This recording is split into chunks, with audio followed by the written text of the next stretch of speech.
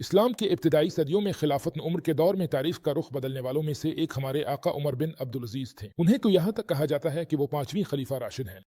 ان کے والد نے ان میں ذہانت، تیزی اور بھلائی دیکھ کر انہیں مدینہ بھیجا تاکہ وہ وہاں جا کر علم دین حاصل کریں۔ اس وقت زیادہ تر صحابہ کرام دنیا سے رخصت ہو چکے تھے اور صرف چند بزرگ صحابہ ہی باقی رہ گئے۔ چنانچہ انہوں نے حضرت عبداللہ بن عمر رضی اللہ عنہما کے ہاتھوں پر علم حاصل کیا، لیکن جو استاد ان کی تربیت کے ذمہ دار تھے وہ صالح بن کسان تھے، جو تابعین میں سے بہترین لوگوں میں شمار ہوتے ہیں، یعنی صحابہ کے بعد آنے والی نسل۔ وہ واقعی عظیم شخصیات میں سے ایک تھے اور بزرگ تابعین میں شمار کیے جاتے ہیں۔ ایک مرتبہ جب عمر بن عبدالعزیز ابھی بچے ہی تھے تو وہ مسجد نبوی میں نماز کے لیے دیر سے پہنچے صلی اللہ علیہ وسلم، تو ان کے استاد اور مربی صالح بن کسان نے ان سے پوچھا، تمہیں کس چیز نے تاخیر میں مبتلا کیا کہ تم جماعت کی نماز سے رہ گئے؟ انہوں نے جواب دیا، حجام میرے بال سنوار رہا تھا اس لیے میں دیر سے آیا۔ اس پر صالح نے ان کے والد عبدالعزیز کو خط لکھا جو اس وقت مصر کے گورنر تھے۔ ان کے والد نے پیغام بھیجا کہ ان کے سر کے بال منڈوا دیے جائیں، چنانچہ ان کا سر منڈوا دیا گیا۔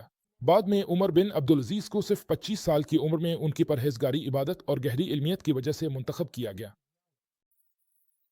انہیں مدینہ کا گورنر منتخب کیا گیا اور وہ 7 سال تک اس عہدے پر فائز رہے، جبکہ ان کی عمر صرف 25 سال تھی۔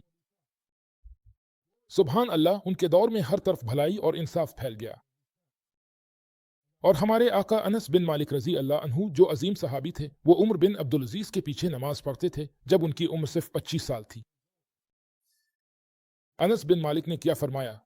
انہوں نے کہا، میں نے کبھی کسی کو نہیں دیکھا جس کی نماز رسول اللہ صلی اللہ علیہ وسلم کی نماز سے اس نوجوان کی نماز سے زیادہ مشابہ ہو۔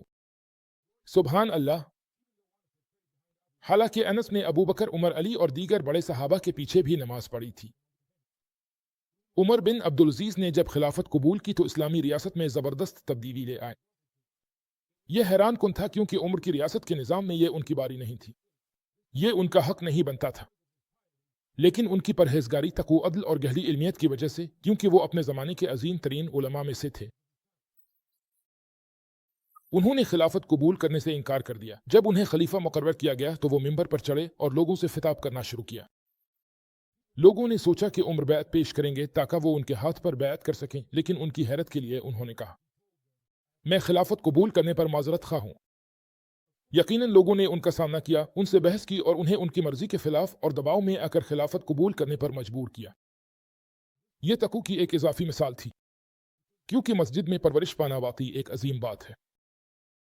جب ایک نسل اس طرح مسجد میں پروان چڑھتی ہے اور وہ باجماعت نمازوں کی پابندی کرتی ہے تو یہ واقعی ایک قابل ذکر داستان بن جاتی ہے جس سے ہم بہت کچھ سیکھ سکتے ہیں۔ اچھا،